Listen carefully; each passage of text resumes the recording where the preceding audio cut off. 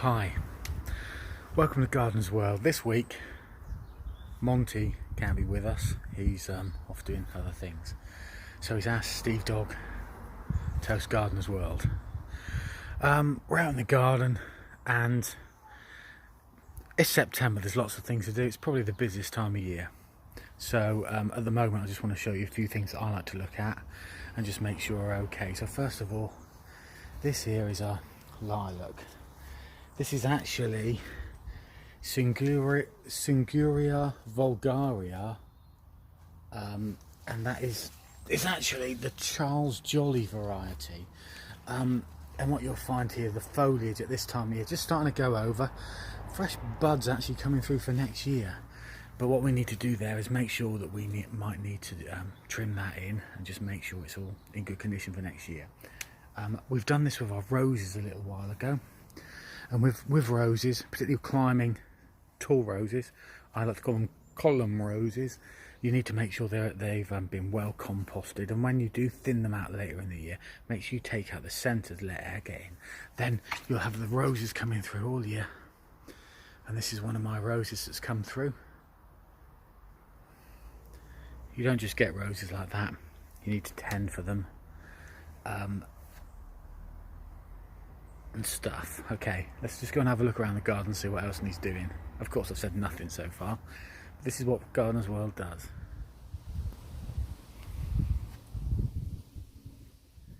Of course, now we're in a very, very different part of the garden. And again, I've got another Syringa vulgar sensation here. This is a sensation.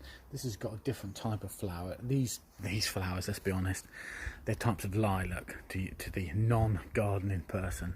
Obviously, I generally talk in foreign riddles in different languages and stuff when I'm talking about the plants. This one here,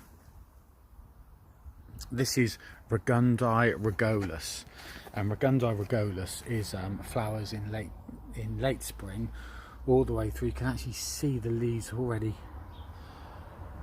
growing for next year. But we can prune it back at this time of year. Make sure you do it before the winter, just before the cold nights are on their way.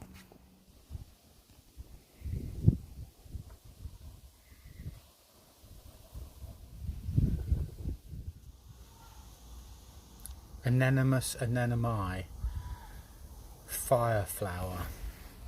That's what we got there, an Anemones anemone fire flower. Say that with your false teeth in.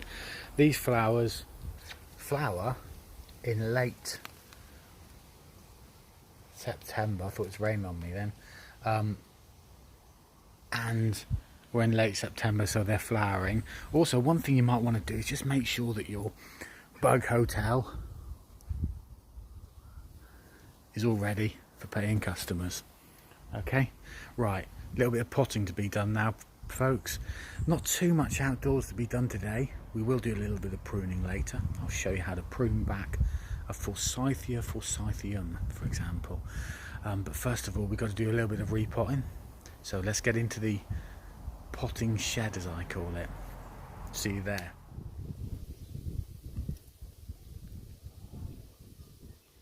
Welcome to the potting shed. Of course, I'm not inside a shed, but I'm pottingly mad. Okay, today we've got to repot one of these. This plant, I know, is a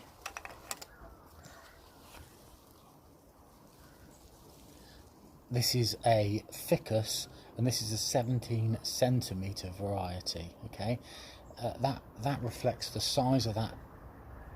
It's a fig plant at the moment. You can't get figs off this, but you can get plants off this. Okay, it needs repotting. So this is how we repot. You've seen this before. Okay, look at that. That there's called roots on the bottom. These roots just need teasing out a little, so we're going to tease those out just a little tiny bit there.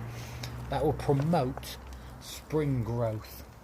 Okay, just tease them out, and then we've got some of this rooting stuff. Now, in previous videos, just to tease you really, I called this stuff and even mud.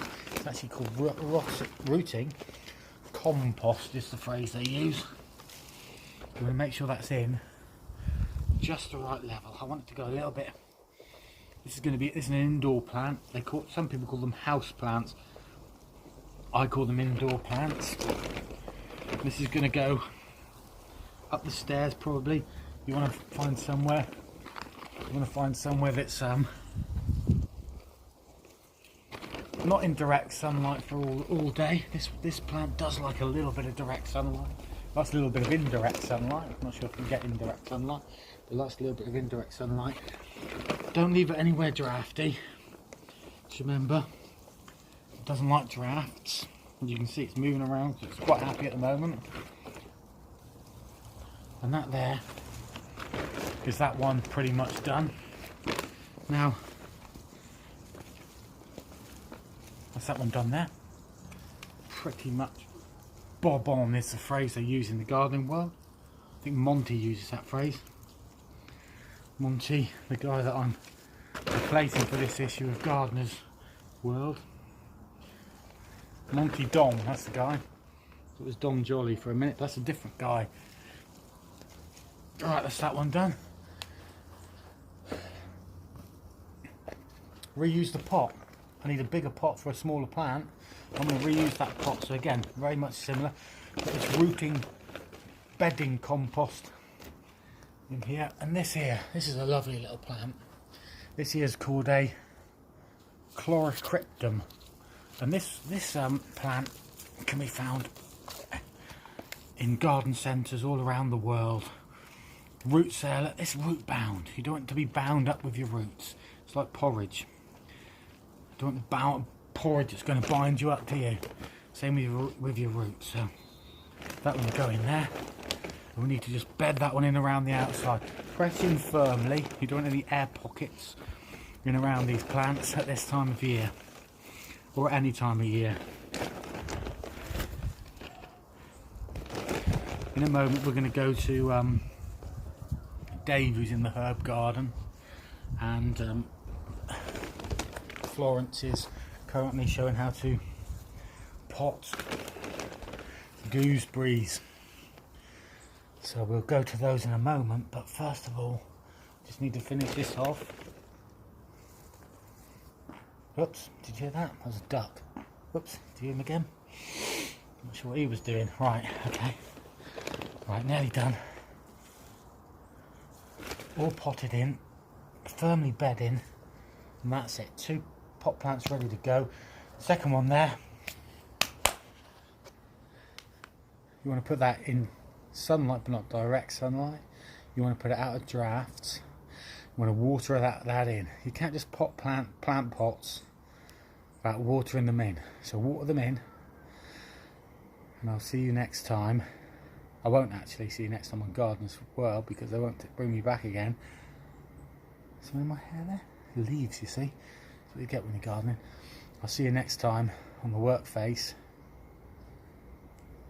Be safe.